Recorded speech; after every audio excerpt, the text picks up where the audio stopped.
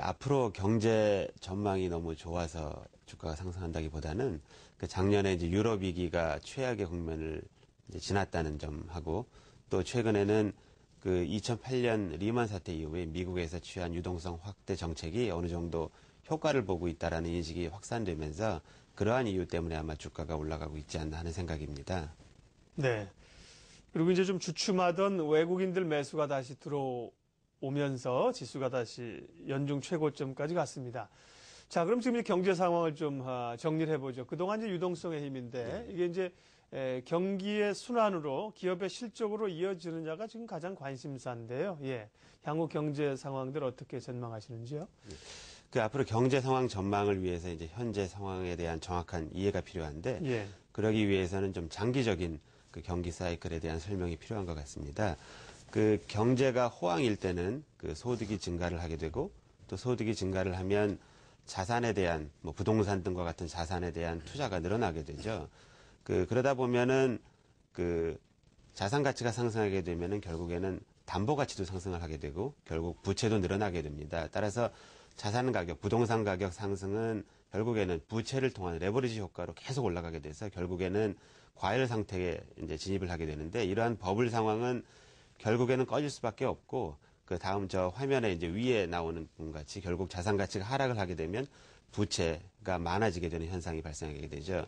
그렇게 되면은 결국에는 이 소비나 투자에 돈을 쓰게 된다기보다는 계속 부채를 줄이기 위해서 부채를 갚는데 이제 돈을 쓰게 되기 때문에 경제가 활성화가 될 때까지는 많은 시간이 필요하게 됩니다. 근데 지금 일본은 이미 20년 동안 저런 상황 지속 중이고 미국이나 유럽은 최근에 이제 진행이 됐고 중국은 어떻게 보면 이제 대기 상황이라 할 수가 있는데 이러한 이렇게 이제 부채를 줄여나가는 과정을 전문적인 용어로 디레버리징이라고 하는데 이러한 기간은 보통 한 뭐 20년 장기간의 기간이 필요합니다. 그런데 이러한 상황을 어떻게 극복을 하느냐 하는 거는 정부의 역할이 중요한데 예를 들어서 이제 유동성 공급을 민간이 이제 투자 활동이나 이런 이제 받아줄 수 없는 부분을 이제 오른쪽 윗부분 같이 정부에서 흡수해 주지 못하면 결국에는 경제가 위축이 되고 잘못하면은 과거 대공황 때 같은 이제 상황도 올 수가 있는데 또 여기서 이러한 정책이 어려운 점은 또 민간 경제 부분이 활성화될 때 정부에서 유동성을 줄여주지 못하면 또 인플레이션도 올 수 있어가지고 이런 부분이 되게 중요한데 이제 최근의 상황은 그 2008년 이후 여러 나라에서 취한 이런 유동성 확대 정책이 잘 돼서 다음 그래프에서 보시는 바와 같이 최악의 경우를 면하는 거라고 볼 수가 있겠습니다.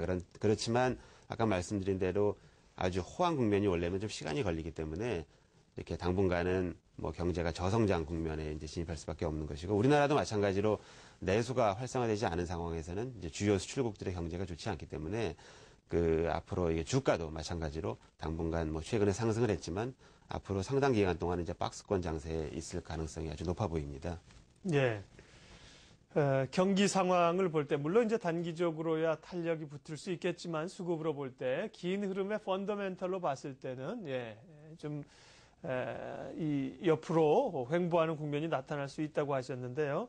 그렇다고 하면 이제 위험 관리를 좀 해야 하는 시점인지, 위험 차원에서 접근하면서 어떻게 대처해야 될지 얘기해 주세요. 네, 그래서 지금 말씀드린 대로 계속 이제 박스권이 아니라 계속 이제 주가가 상승 전망이면은 뭐 네. 그렇게 중요하지가 않은데, 이제 현재 상황에서는 이제 주식이라는 것은 뭐 등락이 심하기 때문에 뭐 다시 말하면 변동성이 크기 때문에 보통 이제 위험하다고들 하죠. 그런데 위험이라는 것은 꼭 변동성만 위험이 아니라 원금에서 얼만큼 하락할 가능성이 있는지 하는 것도 하나의 위험이죠. 그래서 다음 이제 화면에서 그래프에서 보시는 바와 같이 만약에 주가가 많이 상승을 해서 원금 하락 가능성이 별로 없으면 뭐 변동성이 커도 위험하지 않은 반면에 그게 아니라 주가가 뭐 마이너스가 됐다 플러스 됐다 왔다 갔다 하면 결국 올라가더라도 이제 위험하기 때문에 이러한 변동성을 좀 줄이는 노력도 필요하지 않나 하는 생각입니다. 요즘 같은 상황에서는. 네. 변동성이 이제 곧 위험을 얘기하지는 않지만 이제 위험을 파악하는 척도로 우리가 변동성이라고 하는 걸 보는 건데요. 그럼 변동성을 줄이려면 어떻게 해야 됩니까? 일단 변동성을 줄여서 위험을 줄이려면 투자를 안 하는 방법이 있겠죠. 그 다음에 그렇죠. 이제 뭐 마코위치가 얘기한 것처럼 이제 포트폴리오를 가져가는 방안이 예. 있을 거고요. 용 대표님 생각하시기에 위험을 줄이는 지금 방법은 어떤 겁니까? 뭐 가장 일반적으로 생각할 수 있는 방법이 분산 투자를 하는 건데 이제 분산 투자라는 게 종목을 무조건 많이 산다고 분산 투자가 되지는 않고 몇 개를 더 이제 하더라도 그 코스피 지수하고 조금 다르게 움직이는 이런 거를 잘 골라서 하면 이제 분산 투자 효과가 있을 수가 있겠죠. 그 다음에 이제 그래프 한번 보시면은 최근 1년간 코스피 지수의 움직임하고 그 경동가스라는 회사의 이제 주가 움직임을 나타낸 이제 화면인데 보시는 바와 같이 확연하게 다르게 움직인 것을 볼 수 있겠죠. 이제 이렇게 좀 상관관계가 적은 종목을 좀 편입을 해야 이제 분산 효과가 있는데 요즘 같은 상황에서는 이제 외부 요인, 뭐 환율이라든지 뭐 원자재 가격 영향이 좀 적은 뭐 온라인, 모바일, 필수 소비재 이런 부분들은 어떻게 보면 이제 상관관계가 좀 적을 수 있다고 할 수 있겠죠. 그리고 이제 또 한 가지는 조금 더 관계가 적은 어떠한 뭐 예를 들어서 구조조정을 해서 턴어라운드를 한다든지 뭐 M&A 관련 또 지주사, 자회사 주가의 갭이 좀 벌어진 상황 이런 뭐 특수한 상황을 이용하는 건데 그 이제 지금 보시는 화면은 작년에 그 네오위즈하고 아모레 퍼시픽하고 그 지주사와 자회사의 가격 차이가 좁혀지는 뭐 이러한 것을 이용한 이제 그 화면인데 요즘 같은 상황에서는 최근에 보더라도 삼성전자 주가가 많이 올라갔는데 우선주 주가가 많이 안 올라가다가 이제 요번 주에 보면은 막 급상승을 하고 있는데 이와 같이 좀 우선주가 덜 오른 경우에 이런 주에 뭐 현대차라든지 좀 큰 회사들 아모레라든지 우선주에 좀 주목을 하면 또 저런 효과가 있지 않나 하는 생각이고요.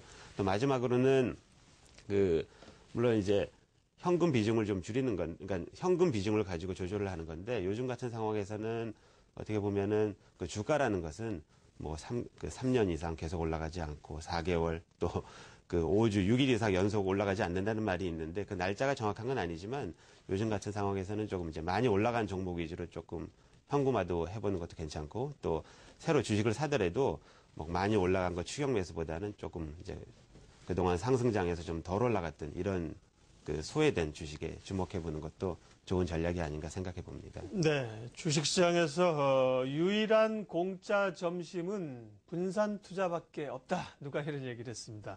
근데 투자자들이 좋아하는 거는 한 종목에 몰빵 투자 이런 거 좋아하시잖아요. 이제 분산 투자하시고 또 좀 긴 호흡에서 그렇다고 뭐 장이 이제 오늘부터 해서 꺾여간다는 그런 건 건 아니죠. 아니고 좀 긴 호흡에서 경기 상황을 보면서 위험과 또 위험을 측정하는 변동성을 어떻게 좀 관리해 갈 것인가 그런 얘기를 오늘 하셨어요. 페트라 투자자문 용환석 대표님 함께했습니다. 고맙습니다. 고맙습니다.